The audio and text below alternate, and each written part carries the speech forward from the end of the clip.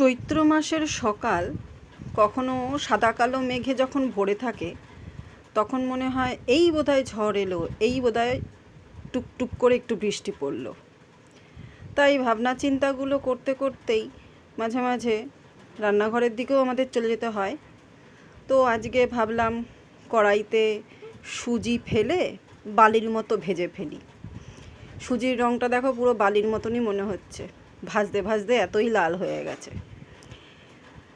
মাঝে মাঝে একটু ভারী ভারী খাবার সকালবেলা করে ফেললে সারাদিনটা অল্প অল্প খেলেও অসুবিধা হয় না। তো এই সুজি আবার বাড়িতে সবাই পছন্দ করে না। ছেলের বাবা মিষ্টি সুজি খায়, তবে খুব কম। আবার ছেলে, তার কথা তো ছেড়েই দিলাম, সে ইচ্ছা হলে খেলো, ইচ্ছা না হলে খেলো না। তা আমি বানাই, তাদের ইচ্ছা হলে তারা এই ফুটন্ত সুজি গলন্তভাবে ঠান্ডাভাবে খেয়ে নেবেন। যেরমভাবে সুজি ফুটছে মনে হচ্ছে যেন বালি ফুটছে। আমি ভাবলাম আজকে একটু অন্যরকমভাবেই সুজিটা খাওয়াই। পাউরুটিটা তো খাওয়াই হয়, তো পাউরুটিটার মধ্যে সুজিটা এবার পুর ঢেলে ওটা অন্যরকমভাবে বানিয়ে মুখের সামনে তুলে ধরবো।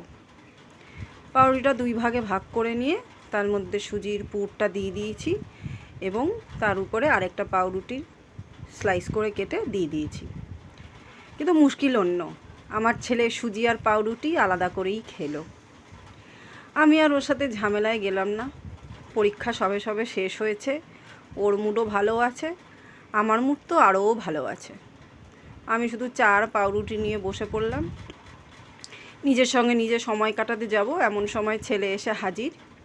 যাই হোক, আমার সাথে এখন ওকে গল্প করতে হবে, নানা রকম গল্প, নানা রকম প্রশ্নের উত্তর সব দিতে হবে। তা চা খেতে খেতেই সেই কাজটি করতে নেমে পড়লাম। রকমারি প্রশ্নের উত্তর দিতে শুরু করে দিলাম। আমার মুখ দেখে তোমাদের কি মনে হচ্ছে? পরীক্ষার যত ঝামেলা মিটেছে তো? এখন একটুখানি মুখটা দেখে মনে হচ্ছে কি যে হ্যাঁ, ঠিকঠাক আছি। সাজুগুজু করা মুখ নয়, সারাদিনের কাজকর্ম করাই মুখ।